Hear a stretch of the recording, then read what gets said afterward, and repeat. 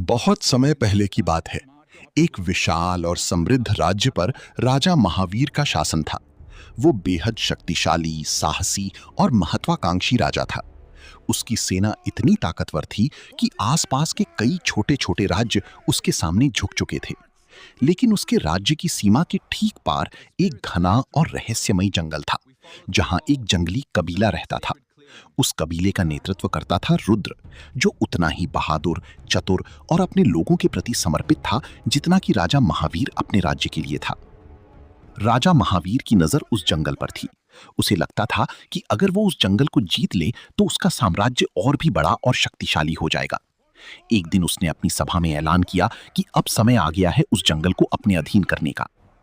आदेश मिलते ही उसकी विशाल सेना युद्ध की तैयारी में जुट गई। घोड़ों की टापों की आवाज, तलवारों की चमक और सैनिकों के जोश से पूरा राज्य गूंज उठा। जब सेना जंगल की ओर बढ़ी तो वहां का माहौल पूरी तरह अलग था। घने पेड़, अजीब सी खामोशी और हर ओर छिपे खतरे का एहसास हो रहा था। कबीले के लोग पहले से तैयार थे। जैसे ही राजा की सेना जंगल में दाखिल हुई, अचानक चारों ओर से तीरों और भालों की बौछार शुरू हो गई। कबीले के योद्धा पेड़ों और झाड़ियों के पीछे छिपकर हमला कर रहे थे। वे जंगल के हर रास्ते, हर मोड़ से परिचित थे, जबकि राजा की सेना के लिए ये जगह बिल्कुल अनजान थी। युद्ध भयानक होता चला गया।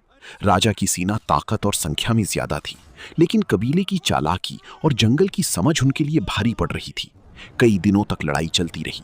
दोनों ओर से वीरता दिखाई जा रही थी, लेकिन साथ ही दोनों तरफ के लोग घायल हो रहे थे, जानी जा रही थी। धीरे धीरे ये साफ होने लगा कि ये युद्ध किसी एक की जीत से ज्यादा दोनों के लिए विनाश लेकर आएगा। आखिरकार एक दिन युद्ध के बीच ही राजा महावीर खुद मैदान में उतरा। दूसरी ओर रुद्र भी सामने आ गया। दोनों एक दूसरे के सामने खड़े थे।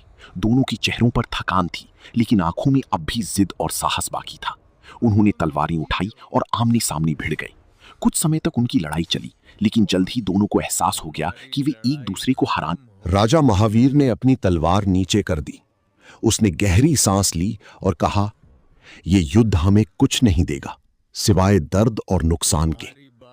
रुद्र ने भी अपनी हथियार नीचे रख दिया। उसने अपने घायल साथियों की ओर देखा और फिर राजा की ओर मुड़कर बोला, हम अपने जंगल की रक्षा कर रहे हैं, लेकिन हम भी शांति चाहते हैं। दोनों के बीच कुछ पल के लिए सन्नाटा छा गया। फिर राजा महावीर ने आगे बढ़कर कहा, तुम्हारा जंगल तुम्हारा रहेगा, मैं उस पर अपना अधिकार नहीं जताऊंगा। रुद्र ने सिर हिलाते हुए जवाब दिया, और हम तुम्हारे राज्य के खिलाफ कभी हथियार नहीं उठाएंगे। इसके बाद दोनों ने हाथ मिलाया